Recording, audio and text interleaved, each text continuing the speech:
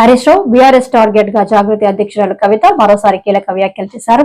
శుక్రవారం మీడియాతో మాట్లాడుతూ ఏరేటి మహేశ్వర్ రెడ్డి, మాధవరం కృష్ణారావుతో హరీష్ బీఆర్ఎస్ తనపై తప్పుడు ప్రచారం చేయిస్తున్నారని ఆరోపించారు. బీఆర్ఎస్ నేతల అక్రమాలు తన దృష్టికి వస్తున్నాయని, అసలు కథ ముందుంది అంటూ కామెంట్స్ చేశారు. బీఆర్ఎస్ ప్రభుత్వం కాంగ్రెస్ ప్రభుత్వం విఫలమైందో ఆ అంశాలు నా దృష్టికి వస్తూ ఉన్నాయి. At the same time BRS ప్రజాప్రతినిధులు కాంగ్రెస్ ప్రజాప్రతినిధులు చేసినటువంటి అక్రమాలు, ఆక్రమణలు, దురాగతాలు, దాష్టికాలు ఇవన్నీ కూడా నా దృష్టికి వస్తూ ఉన్నాయి. నేను ఏమాత్రం మొహమాటం లేకుండా, ఏ పార్టీకి సంబంధం లేకుండా తెలంగాణ బిడ్డగా, తెలంగాణ ఆడబిడ్డలకు ఉండేటటువంటి పౌరుషాన్ని ప్రదర్శిస్తూ నాకు వచ్చినటువంటి ప్రతి ఒక్క అంశాన్ని కూడా ప్రజలతో షేర్ చేసుకుంటున్నాను. నేను దాంతో ఏమవుతుంది, చాలా మంది యొక్క అక్రమాల పుట్టలు కదులుతున్నాయి, వాళ్ళ పాపాల పునాదులు కదులుతున్నాయి. దాంతో నా మీద దాడి ప్రారంభించింది. ఏంటి దాడి?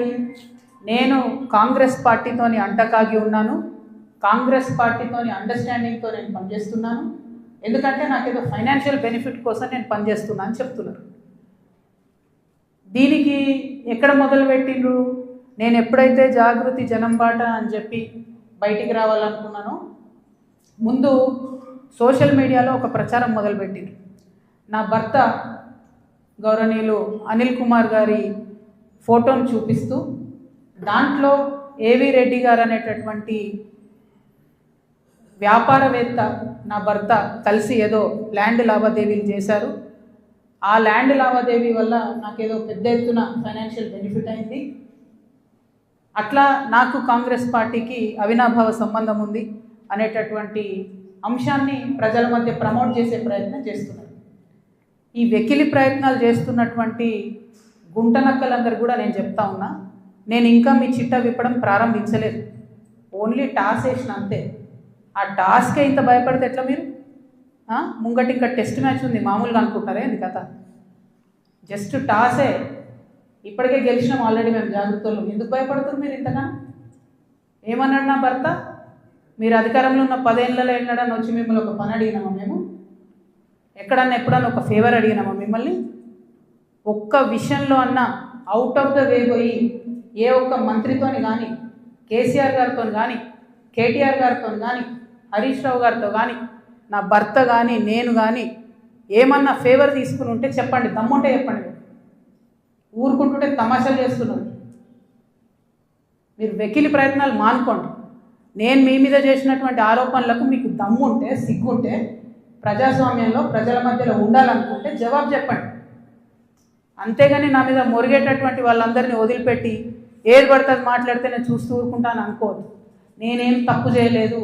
బీఆర్ఎస్ ఉన్నటువంటి అధికారంలో ఉన్నటువంటి 10 సంవత్సరాలలో ప్రభుత్వం నుండి నేను ₹1 కూడా లాభం పొందలేదు. మీరు చేసినటువంటి అక్రమాలన్నీ నా మీద ఆపాదిద్దామని చూసుకుంటే నేను ఊరుకునే వ్యక్తిని కాదు. నీతి నిజాయితీ నా వైపు ఉంది కాబట్టి నేను ఇలా ధైర్యంగా కుండబద్దలు కొట్టినట్టు ఎక్కడికి పోయినా మాట్లాడుతున్నా.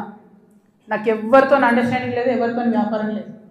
నా భర్త ఎప్పుడైతే టీఆర్ఎస్ అధికారంలోకి వచ్చిందో నేను నా భర్త ఒకటే విషయం అనుకున్నాం. అమెరికా నుండి 2004లో మేము వస్తే నేను ఉద్యమంలో ఉన్నా, ఆయన వ్యాపారంలో ఉన్నాడు. ఇల్లు గడవాలి కదా.